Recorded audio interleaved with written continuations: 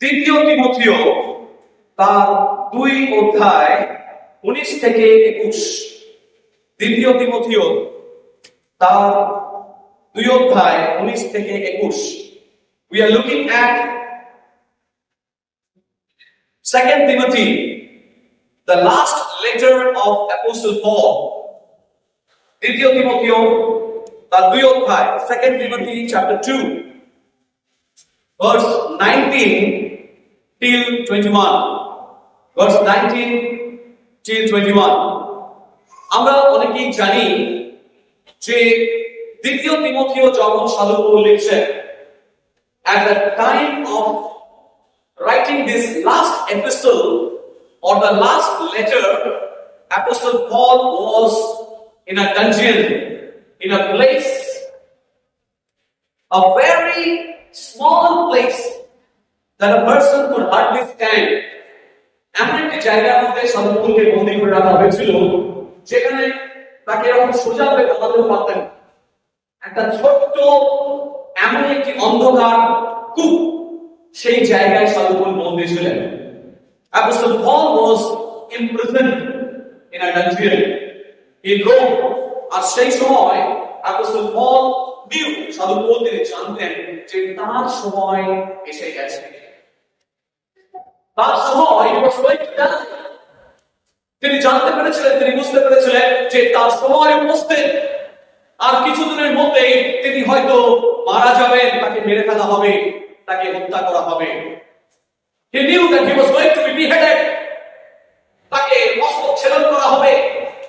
আর সেই সময় শেষবারের জন্য তিনি এই পত্র লিখছেন কাকে?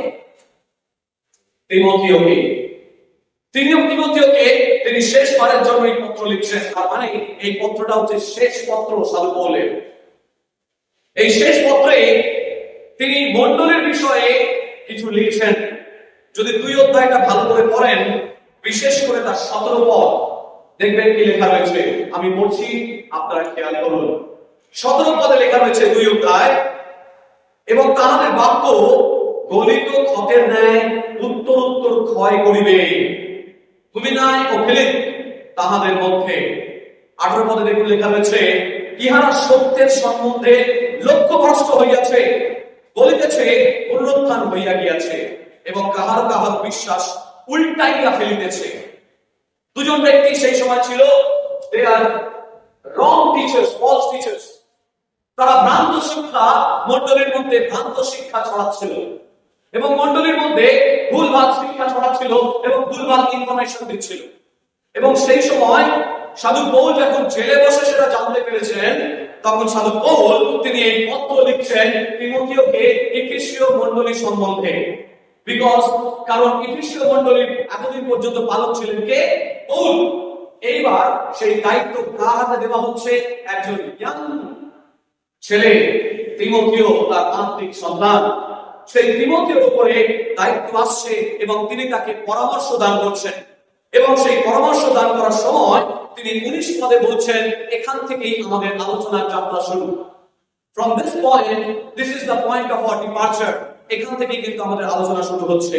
যেখানে বলছে 19 verse 19, chapter 2 verse 19 says, তথাপি ঈশ্বর স্থাপিত দৃঢ় ভিত্তি মূল স্থির হইয়াছে, তাহার উপরে এই কথা মুদ্রাঙ্কিত হইয়াছে। তারপর দেখে লেখা আছে, প্রভু জানেন কে কে তাহার। প্রভু জানেন কে কে তাহার। এখান থেকে আমাদের আলোচনার প্রথম সূত্রপাত। প্রভু কিন্তু জানেন। আমরা জানি যে এই পৃথিবীর শেষে যখন একটি জীবন আমরা প্রবেশ করব, তখন সেই জীবনে কারোর জন্য প্রভু ওয়েলকাম জানাবেন এবং কাউকে ওয়েলকাম জানাবেন না। আমরা জানি যে প্রভু জানেন কে কে তাহার। তার মানে কি দাঁড়ালো? তার মানে হচ্ছে সবাই তার নয়। বলুন আমেন। আমেন বলা সহজ, ভেবে আমেন বলেছেন তো? তার মানে সকলেই তার নয়। সকলেই যিশু যিশু বলতে পারে, কিন্তু সকলেই তার নয়। সকলকে তিনি দুহাত বাড়িয়ে ওয়েলকাম জানাবেন না। তখন তিনি বলছেন, একটা সময় আসবে যখন আমি বলবো, I know you not, I don't know you, you never walked in accordance to my will and purpose. আমার জীবনের উদ্দেশ্য, তোমার জীবনে যে উদ্দেশ্য আমি রেখেছিলাম সেই উদ্দেশ্য অনুসারে তুমি চলনি। তোমার জীবনে যে উদ্দেশ্য আমি কার্যকারী করতে চেয়েছি সেই উদ্দেশ্য অনুসারে তুমি চলনি। তুমি ভুল পথে, তুমি লক্ষ্যভ্রষ্ট হয়েছো। যে উদ্দেশ্যে তোমাকে আহ্বান করেছিলাম সেই উদ্দেশ্যে তুমি চলনি, তাই আমি তোমাকে চিনি না। সত্য কথা। সেই কারণে বলছে, এখানে পরিষ্কার বলছে যে প্রভু জানেন কে কে তাহার, এবং তারপর দেখুন লেখা রয়েছে, এবং যে কেউ প্রভুর নাম করে সে অধার্মিকতা হইতে দূরে থাকুক।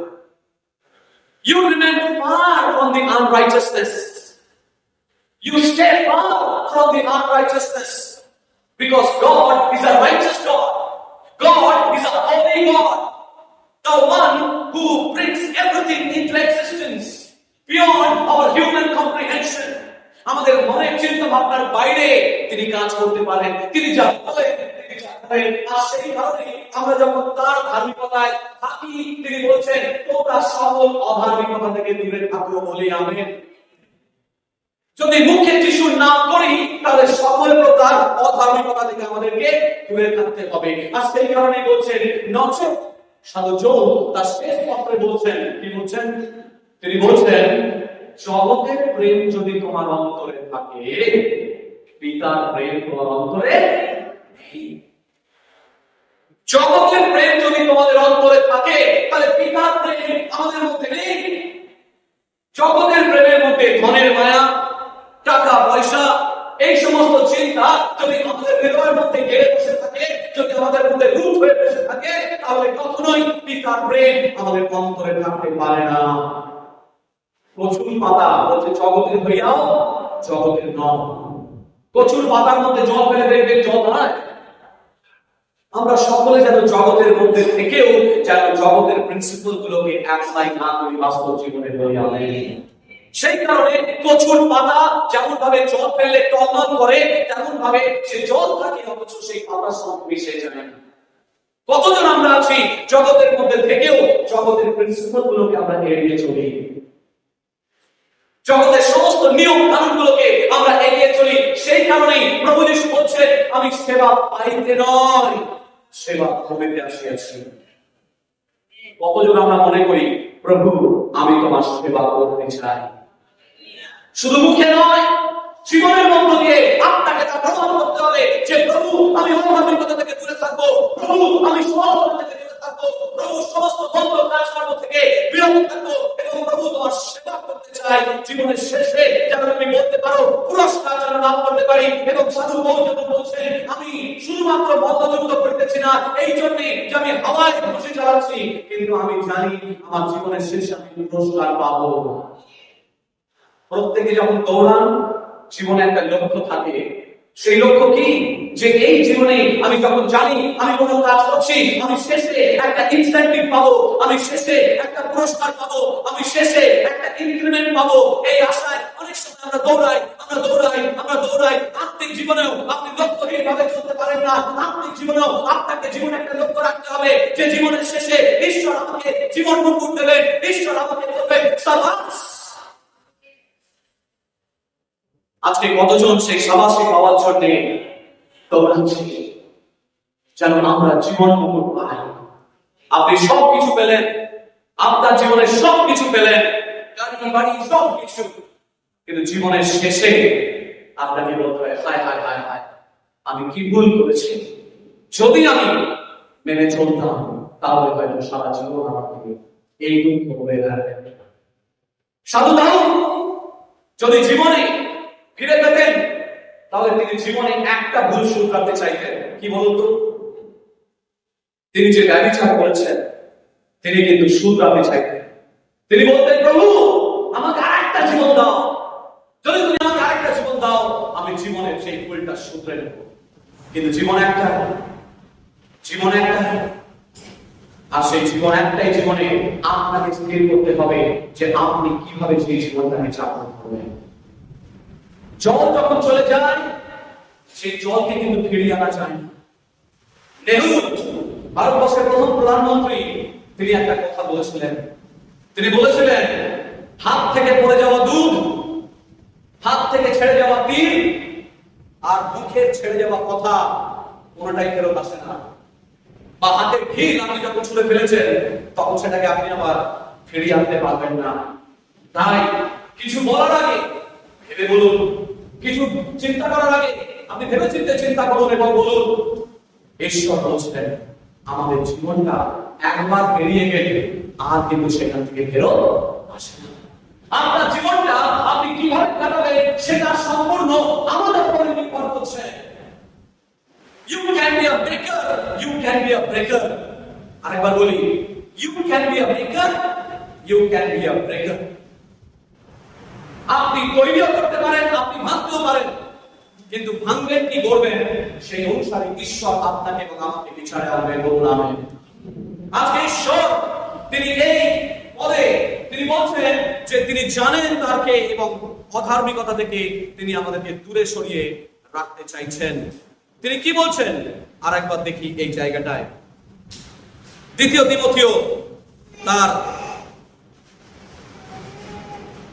তিমথিও তার 2 অধ্যায় 19 পদে তিনি বলছেন, 20 পদে বলছে, এইবারে 20 পদ দেখুন, কিন্তু কোন বৃহৎ বাটিতে কেবল স্বর্ণের ও রৌপ্যের পাত্র নয়, ভালো করে শুনবেন, কোন বৃহৎ বাটিতে কেবল স্বর্ণের ও রৌপ্যের পাত্র নয়, কাষ্ঠের ও মৃত্তিকার পাত্র থাকে, তাহার কতগুলি সমাদরের কতগুলি অনাদরের।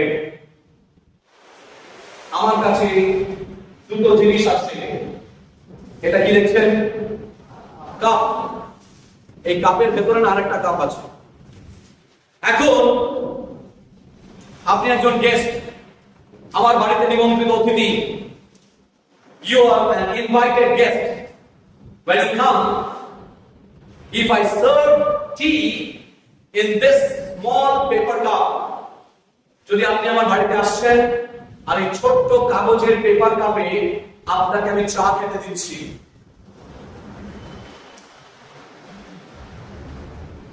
আপনার মনে কি কিছু হবে না? হ্যালো, কি হবে? তখন ভাববেন মনে মনে, এটা কেমন ধরনের মানুষ, এদের বাড়ি থেকে একটা ভালো কাপ নেই, যেটা বাড়িতে নিমন্ত্রণ অতিথি এসছে তাকে একটা ছোট্ট পেপার কাপে আমি তাকে চা খেতে দিচ্ছি। কিন্তু আপনাকে আমি এই চাটা দিলাম। দুজন নিমন্ত্রিত অতিথি, একজনকে আমি দিচ্ছি পেপার কাপে চা, আর একজনকে আমি দিচ্ছি ভালো কাপে চা। বোঝার চেষ্টা করুন, একজনকে আমি ভালো কাপে চা দিচ্ছি, আর একজনকে আমি পেপার কাপে চা দিচ্ছি। তাহলে দুজনকে দু রকমের কাপে চা দেওয়া হচ্ছে, দুজনে নিমন্ত্রিত অতিথি। ঈশ্বরের বাক্য বলছে, বিরাট বৃহৎ গৃহেতে, এই বৃহৎ বাটি মানে কি? Large house. মণ্ডলী, এই লার্জ হাউস, এই লার্জ কথাটা গ্রিক শব্দে ব্যবহার করা হয়েছে মেগালে। মেগা শব্দটা, মেগা শব্দ শুনেছেন এর আগে? Mega, mega mart, mega shop, mega serial, mega star, এই সব মেগা বা মেগা কথাটা গ্রিক শব্দ, মেগা থেকে ওমেগা থেকে এসেছে। মেগালে শব্দটা ব্যবহার হয়েছে অরিজিনাল গ্রিকে, এটা আমার গ্রিক বাইবেল। সেই গ্রিক ভাষায় মেগা শব্দটা ব্যবহার করা হয়েছে, মানে অনেক বড়। কি বোঝানোর চেষ্টা করা হচ্ছে? বোঝানোর চেষ্টা করা হচ্ছে মণ্ডলী যা অনেক বড় বড় নামে, সেই মণ্ডলীর মধ্যে সাধু পৌল বলছেন 2 ধরনের পাত্র থাকে। এইবার ভালো করে বুঝবেন, একটা পাত্র সোনার এবং রূপোর, কিছু কিছু পাত্র থাকে সোনার এবং রূপোর, আবার কিছু কিছু পাত্র থাকে কাঠের এবং মৃত্তিকার, মানে মাটি এবং কাঠের।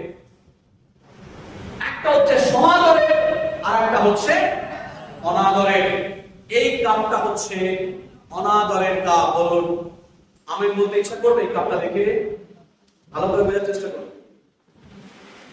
এই কাপটা হচ্ছে, this cup represents a vessel of dishonor, অর্থাৎ অসমাদর, যেটা সম্মান নেই, এই পেপার কাপে যদি চা দেওয়া হয় মানুষ অসম্মান বোধ করতে পারে। যখন একসঙ্গে সবাই খাচ্ছে ঠিক আছে, কিন্তু কোন গেস্টকে আমি কখনোই এই ধরনের কাপে বা পেয়ালায় চা দিতে পারি না। তাই তো ঠিক বলছি? সুতরাং এই কাপ হচ্ছে অনাদরের কাপ, that represents dishonor, আর এই কাপ হচ্ছে সমাদরের কাপ।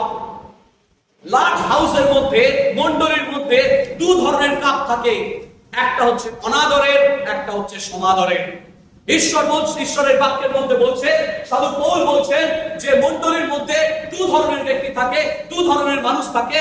কেউ সোনার কাপের মতো ব্যবহৃত হয় মণ্ডলীতে, ঈশ্বরের অলৌকিক কাজের জন্য তাদেরকে ব্যবহার করা হয়, ঈশ্বর তাদেরকে মনোনীত করে রাখেন ব্যবহার করবেন বলে, সমাদরের পাত্র হিসেবে তিনি ব্যবহার করতে চান।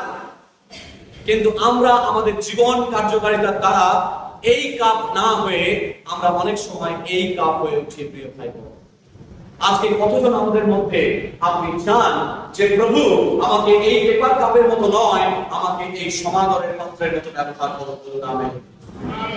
If you want to be used as the cup, as the vessel of honor, you have to do something.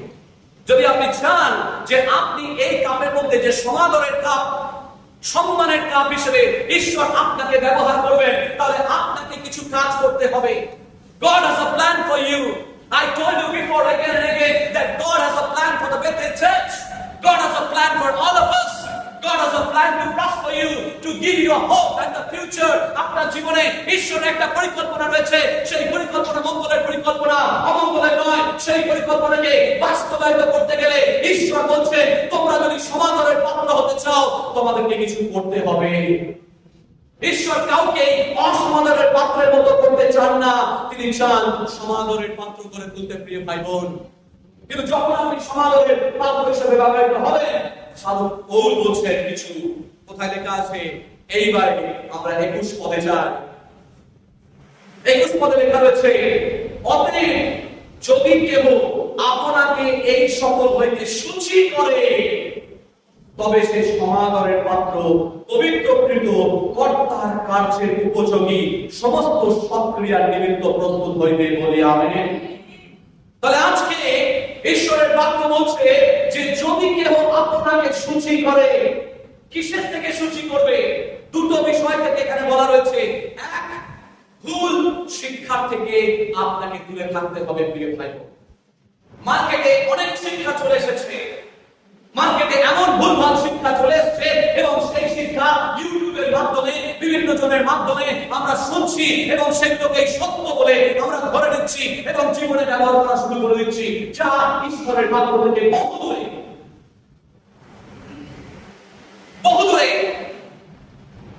ঈশ্বরের বাক্যটা বলে না। সেই সমস্ত শিক্ষা ইউটিউবের মাধ্যমে আমাদের মস্তিষ্কের মধ্যে ঢুকে যাচ্ছে, এবং সেগুলো আমাদের বিশ্বাসী জীবনকে নষ্ট করে দিচ্ছে, তছনছ করে দিচ্ছে, এবং আমরা তখন বলতে বাধ্য হচ্ছি, সাজানো বাগান শুকিয়ে গেল। যখন ভুল শিক্ষা আপনার মনের মধ্যে ঢুকবে, শয়তান ঢুকেছিল আদমের বাগানে, শয়তান ঢুকেছিল আদমকে 2 অধ্যায় 15 পদে ঈশ্বর দায়িত্ব দিয়েছিলেন। ঈশ্বর বলেছিলেন, এই যে তোমাকে জায়গা দিলাম, এই যে তোমাকে সুন্দর বাগান দিলাম, এই যে এদর বাগান দিলাম, এই এদর বাগানকে চাষ করো এবং রক্ষা করো। দুটো দায়িত্ব ঈশ্বর তাকে দিয়েছিলেন। কটা দায়িত্ব? একটা চাষ করার দায়িত্ব, আর একটা রক্ষা করা। কিন্তু আদম সেই কাজে ব্যর্থ হয়েছিল। আদম সেই চাষ করেনি এবং সেটাকে রক্ষাও করতে পারেনি, কারণ সেখানে শয়তান সর্প ঢুকে গিয়েছিল। ঢুকে গিয়ে তাকে মনের মধ্যে ভুল শিক্ষা দিয়েছিল, কানের মধ্যে ভুল শিক্ষা দিয়েছিল, আর সেই ভুল শিক্ষায় যখন সে চললো, ট্র্যাপে পড়ে গেল। তখন যে অধিকার তার ছিল আদমের, সেই অধিকার শয়তান সর্পের মধ্য দিয়ে কেড়ে নিল। প্রিয় ভাই বোন, যখন আপনি ভুল শিক্ষায় চলবেন, যখন আপনি ভুল পদে পা বাড়াবেন, যখন আপনি লক্ষ্যভ্রষ্ট হবেন, শয়তান আপনার অধিকারকে, আপনার অথরিটিকে কেড়ে নেবে। কিন্তু ঈশ্বর সেই কারণেই, প্রভু যিশু সেই কারণেই বলেছেন যে শয়তান কাজ হচ্ছে চুরি, বিনাশ এবং ধ্বংস করা। আজকে যদি আপনার জীবনে আপনার অন্তর হচ্ছে আপনার এদর বাগান, আপনার অন্তরের মধ্যে আপনাকে বলছে হচ্ছে অন্তরের মধ্যে সঠিক জমিতে সঠিক পাত্র আপনাকে রাখতে হবে। আপনার সেই জমিটাকে রক্ষা করতে হবে, আপনাদের হৃদয় ভূমিকে আপনাকে রক্ষা করতে হবে। আর সেই কারণে 4:23 পদে হিতোপদেশে বলা আছে যে সমস্ত রক্ষণীয় অপেক্ষা আপন হৃদয়কে রক্ষা করো, কারণ সেখান থেকে জীবনের রক্ষা হবে। আজকে আপনার হৃদয়কে দেখতে হবে আমার হৃদয়ের মধ্যে সঠিক শিক্ষা আসছে কিনা, আপনার হৃদয়ের মধ্যে সঠিক শিক্ষা পৌঁছাচ্ছে কিনা, আপনার কানের মধ্য দিয়ে সঠিক বুদ্ধি যাচ্ছে কিনা, আপনার কানের মধ্য দিয়ে সঠিক শিক্ষা যাচ্ছে কিনা, সেটাই আপনার অন্তরকে নতুন করে প্রাণ সঞ্চার করবে। বলুন আমেন। আজকে আপনাকে দায়িত্ব দিয়েছেন ঈশ্বর যেন আপনার জীবন বাগানকে আগে করতে পারে, এবং সেই কারণেই বলছে 21 পদে সেখানে বলা হচ্ছে, কি বলা হচ্ছে, যে সমাদরের পাত্র হতে চায় সে নিজেকে পবিত্রকৃত করুক, কর্তার কাজের উপযোগী হয়ে উঠুক। নিজেকে প্রশ্ন করা নাকি, প্রভু আমি তোমার যোগ্য নই, I'm not worthy to serve you Lord, but if it is thy will, যদি তোমার ইচ্ছা হয় তুমি আমাকে ব্যবহার করো। এই প্রার্থনা করতে হবে। Lord, we are man of unclean lips, আমাদের প্রস্থান অশুচি, প্রভু তুমি ক্ষমা করো, নতনম্র হও। প্রথম যোহন তার 1:9 পদ অনুসারে, 1 John verse 1 chapter 1 verse 9, you need to pray, Lord তুমি জীবন্ত, তুমি ন্যায়বান, তুমি ধার্মিক, তুমি ক্ষমা করো। যখন আপনি ক্ষমা চাইবেন প্রভু আপনাকে নতুন করে সেই পাত্র হওয়ার যোগ্য করে তুলবেন। প্রিয় ভাই বোন, পেপার কাপের মতো নয়, আপনাকে যোগ্য করে তুলবে, কিন্তু তার আগে আপনাকে নিজেকে উপযোগী করে তুলতে হবে। যে শব্দটা উপযোগী, গ্রিক শব্দটা এখানে ব্যবহার করা হয়েছে নতুন নিয়মে বেশ কয়েকবার বিভিন্ন জায়গায় ব্যবহার করা হয়েছে, এবং আরেকটি জায়গায় যেখানে ব্যবহার করা হয়েছে সেটা হচ্ছে ফিলিপিও তার 1:21 পদে এই উপযোগী শব্দের গ্রিক শব্দটা ব্যবহার করা হয়েছে কার ক্ষেত্রে? ওয়াটসিমাসের ক্ষেত্রে। ফিলিপিওনের সেই পালিয়ে যাওয়া দাস, সেও কিন্তু টাকা চুরি করে পালিয়ে গিয়েছিল, এবং সেই ব্যক্তি যখন সাধু পৌলের কাছে রোমে গিয়ে পড়লো, সাধু পৌল তখন তাকে ঈশ্বরকে নিয়ে এসেছিল, প্রভু যিশুর কাছে নিয়ে এসেছিল, প্রভু যিশুকে বিশ্বাস করেছিল, এবং যখন প্রভু যিশুকে বিশ্বাস করেছিল, যখনই তার জীবন পাল্টে গিয়েছিল, তখন তার জীবনে নতুন আশা তৈরি হয়েছিল, তার জীবনে নতুন উপযোগী হয়ে উঠেছিল। প্রিয় ভাই বোন, আপনার জীবন যদি খ্রিস্ট থেকে দূরে থাকে, যে গ্রিক শব্দ ব্যবহার করা হয়েছে, এবার সেইখানে একটু ভাঙছি আমি, যে গ্রিক শব্দ ব্যবহার করা হয়েছে সেই গ্রিক শব্দের মানে হচ্ছে খ্রিস্টের মধ্যে থাকলে আপনার জীবনে উপযোগী হয়ে উঠবে। বলুন আমেন। যে গ্রিক শব্দটা ব্যবহার করা হয়েছে সেটা ভাঙলে তার মানে এইরকম দাঁড়ায় যে আপনি যদি খ্রিস্টের মধ্যে থাকে, আপনি যদি খ্রিস্টের পরিকল্পনার মধ্যে থাকে, আপনি যদি খ্রিস্টের যে পরিকল্পনা তিনি আপনার জীবনের জন্য রেখেছেন, আপনার পরিবারের জন্য রেখেছেন, আপনার ছেলের জন্য রেখেছেন, আপনার মেয়ের জন্য রেখেছেন, আপনার মায়ের জন্য রেখেছেন, আপনার বাবার জন্য রেখেছেন, আপনার গোটা পরিবারের জন্য রেখেছেন, সেই গোটা পরিবার আশীর্বাদ প্রাপ্ত হবে যদি আপনি খ্রিস্টের মধ্যে এবং তার পরিকল্পনার মধ্যে অবস্থান করেন। এবং যতক্ষণ আপনি অবস্থান করবেন তার আশীর্বাদ আপনার জীবনে উঠে পড়বে। বলুন আমেন।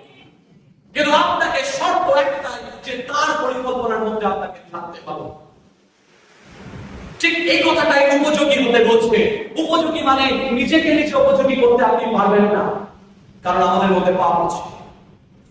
আপনি তখনই উপযোগী হয়ে উঠতে পারবেন যখন আপনি খ্রিস্টের ইচ্ছার মধ্যে আপনি থাকবেন। তাই প্রতিদিন আপনাকে উঠে দাঁড়িয়ে আয়নার সামনে সম্মুখে দাঁড়িয়ে আপনাকে প্রতিদিন শপথ গ্রহণ করতে হবে, প্রভু আমি কি তোমার ইচ্ছার মতো অবস্থান করছি, না নিজের ইচ্ছাকে আমি বেশি প্রাধান্য দিচ্ছি।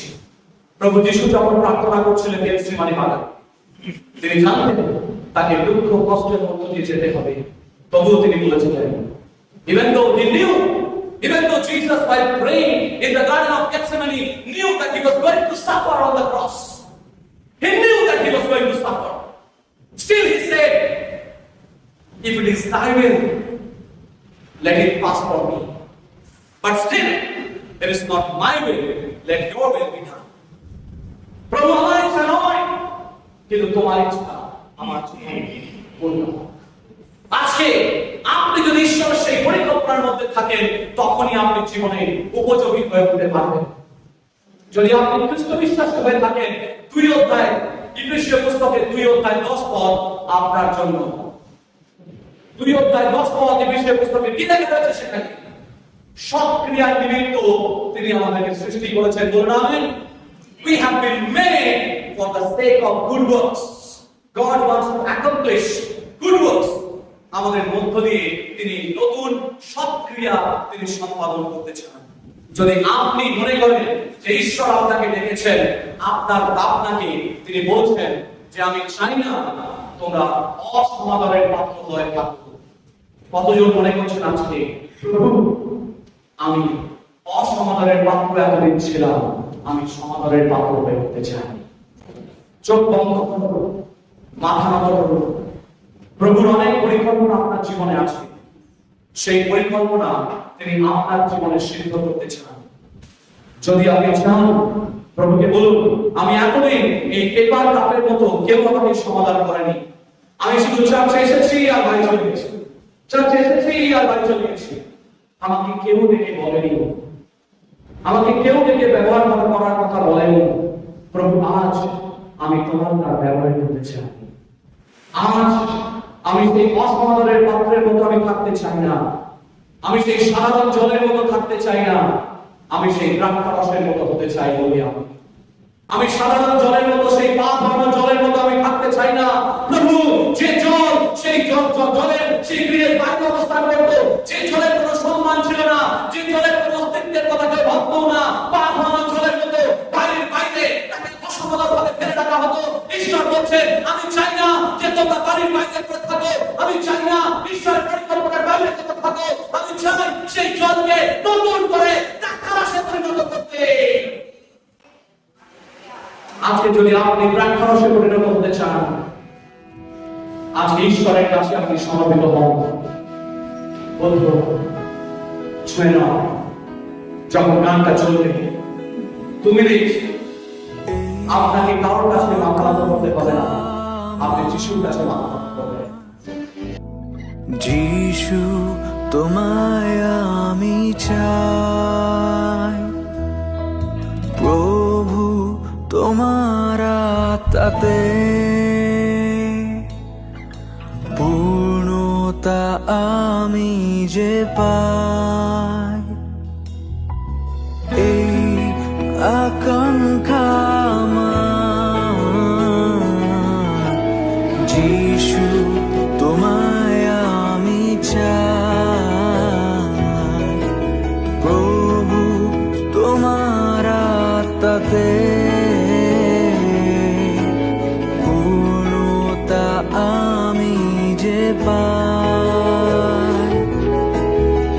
সমর্পণ করি নিজেকে, তোমায় স্বাগত জানাই। সমর্পণ করি নিজেকে,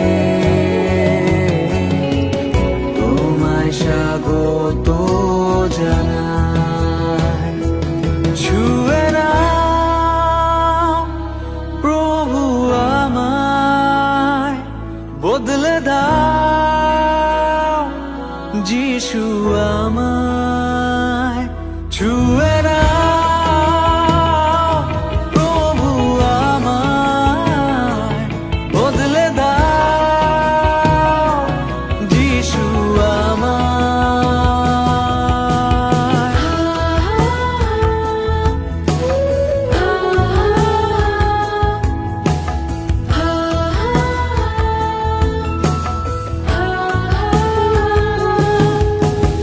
এই আমার বাসনা, তোমার গৃহেতে থাকি। এই আমার প্রার্থনা, তোমার শ্রীমুখ দেখি। এই আমার বাসনা, তোমার গৃহেতে থাকি। এই